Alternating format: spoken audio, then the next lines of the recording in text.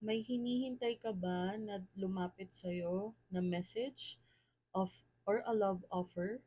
May hinihintay ka bang dumating kasi iniisip mo na parang ang tagal naman niyang lumapit, or I feel that this is your Prince Charming coming towards you.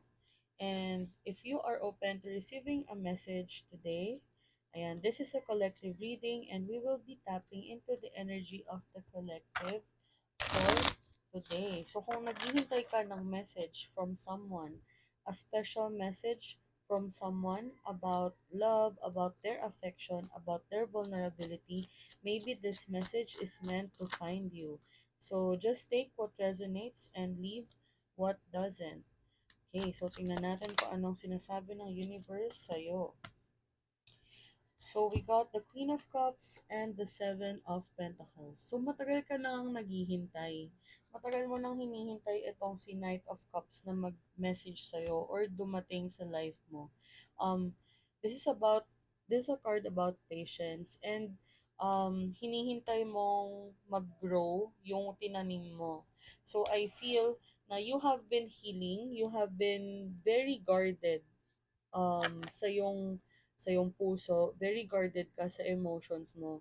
And ngayon, you are waiting for something na you are wanting to reap what you are sowing. So, siguro matagal ka nang nag-heal from something from the past, or matagal mo nang ginagard yung puso mo, and ngayon ready ka na to open your heart for someone, and hinihintay mo lang na may mag-offer sa'yo ng heart din nila. We got the Star and Death. So, the Star and Death, this is about healing and rebirth.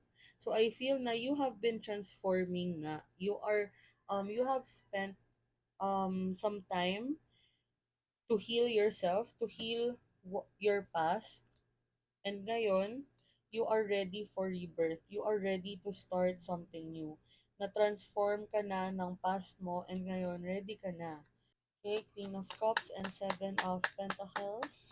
Ano ang gusto niyong sabihin? So we got Six of Wands. So this is a card about success and victory.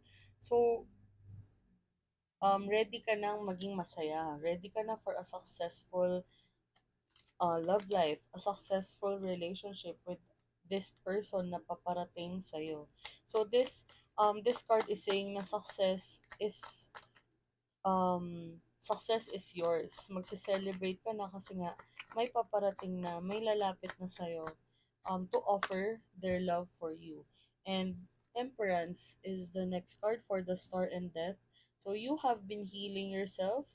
You have been the one who is pouring into your own cup. So I feel na this is, siguro self-love ka, self-love era, and now you are ready for someone to offer their love to you. So eto na, re-rewardan ka na nga ng universe kasi you've been healing. You have been healing.